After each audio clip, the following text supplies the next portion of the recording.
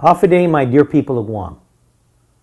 The Guam Memorial Hospital Authority continues to fulfill its mission of providing medical services to our island residents and our regional communities.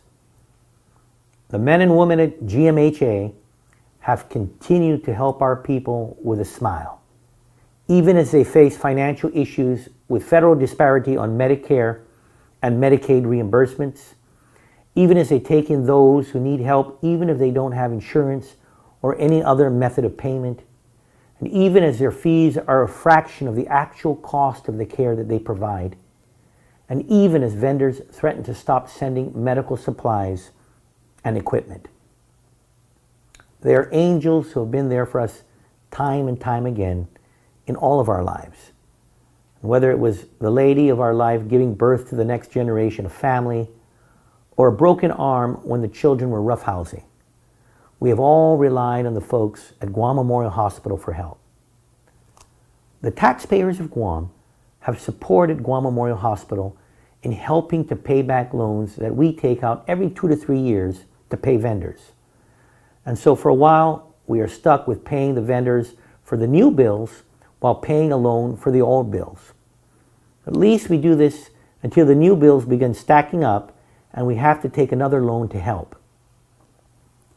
Meanwhile, the Guam Solid Waste Authority, that is being managed by the federal receiver Gershman, Brickner, and Bratton, hoards money for future capital projects while refusing to pay its obligations to the people of Guam. According to the last audit of Guam Solid Waste Authority, GBB allowed taxpayers to pay a debt that GBB guaranteed that it would take care of.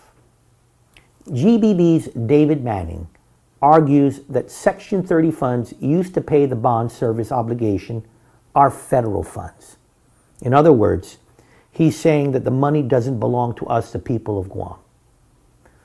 That's absolutely untrue. The money is sent to Guam because it is money that is owed to the people of Guam. That money becomes part of the general fund, which is used to pay for the health, education, and safety services. Their refusal to pay has meant that money that should have been used to help our hospital instead went to pay for Mr. Manning's and GBB's operations. Meanwhile, we are looking at ways to help our hospital.